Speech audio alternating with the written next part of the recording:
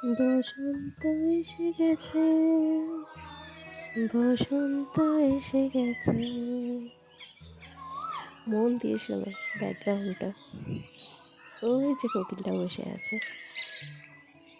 সকাল সকাল এরকম কোকিলের মিষ্টি গানে ঘুম ভাঙলো আজ।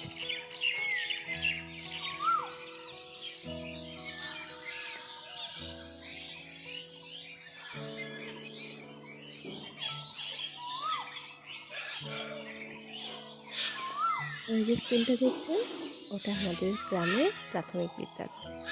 আর ওই যে দূরে বাঁশবনটা, এই যে পাখির ডাকগুলো হচ্ছে বকের ডাক। এই বাঁশঝাড়ে অনেক বক থাকে।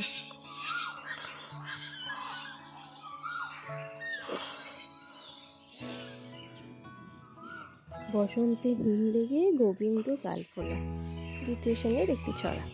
দেখুন কি হারে এখনো হিম পড়ছে। এই যে ধনে পাতাগুলো রেখে দিয়েছি, এগুলো থেকে বীজ হবে। এত গরম পড়ে গেছে, রোদের তাপ এত, টমেটো গাছটা পুরোই জ্বলে গেছে। সারাদিন ছাদে রোদের তাপে থাকে, সেই জন্য টমেটোগুলো আর বাড়লো না। এখানে তবু একটা দুটো টমেটো একটু বেড়েছে। এদেরকে ছায়ায় নিয়ে যেতে হবে। এবার এদেরকে ছায়ায় রেখে দেব। ছাদ থেকে আগ গাছটা কি সুন্দর লাগছে না? মনে হচ্ছে কোনো বাহারে গাছ। আর দেখুন এক গাছ গোলাপ হয়ে আছে। সকালবেলাতে দুধ খেয়েই কুম্ভ বেরিয়ে পড়েছে বাইরে। এরপরে ও একটু খেলা করবে, যেদিকেই যায় না কেন পিছন পিছন আসবে, দিয়ে খেলা করবে।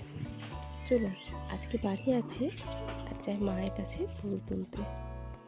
মা ফুল তুলতে, ছোটোবেলায় এই গাছটা কিন্তু আমারই ছিল, এখন মাই করে নেয়। এটা দেখছেন লাল কলকে, আগেও আপনাদের দেখিয়েছি। এখানে 3 রকমের কলকে গাছ আছে। রোদ উঠে গেছে এদিকে, কিন্তু ওই দিকটা দেখুন এখনো কুয়াশাচ্ছন্ন। এই সন্ধ্যামালতী ফুলের রঙটা দেখুন, আসলে এখানে আগে সাদা আর গোলাপিটাই ছিল, তারপরে এখন দেখি ফুলগুলো এই রঙেরই হয়। রঙটা ঠিক কী রঙ বলতে পারবো না।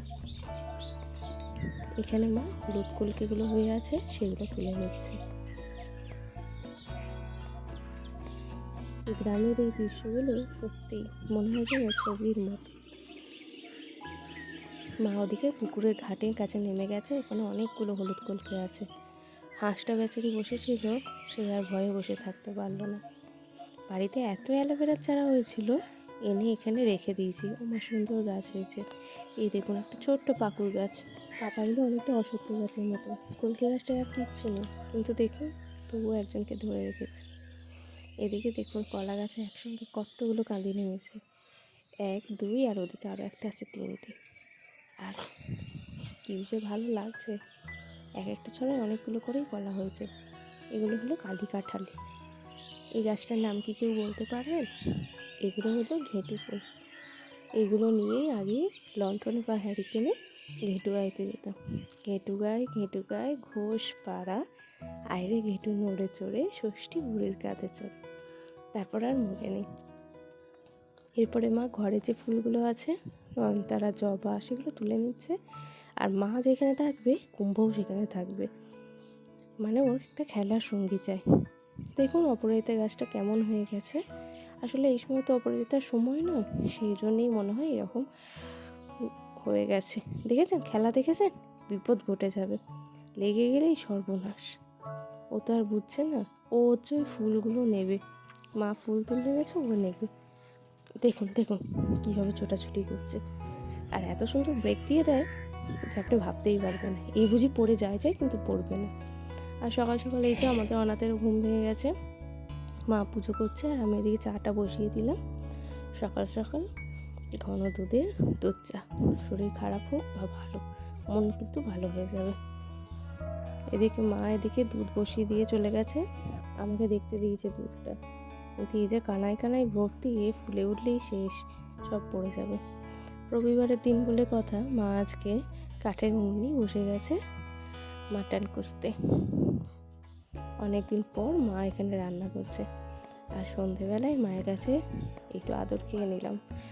সুন্দর একটা আমার ল্যাজ হয়ে গেছে দেখুন মাথাতে।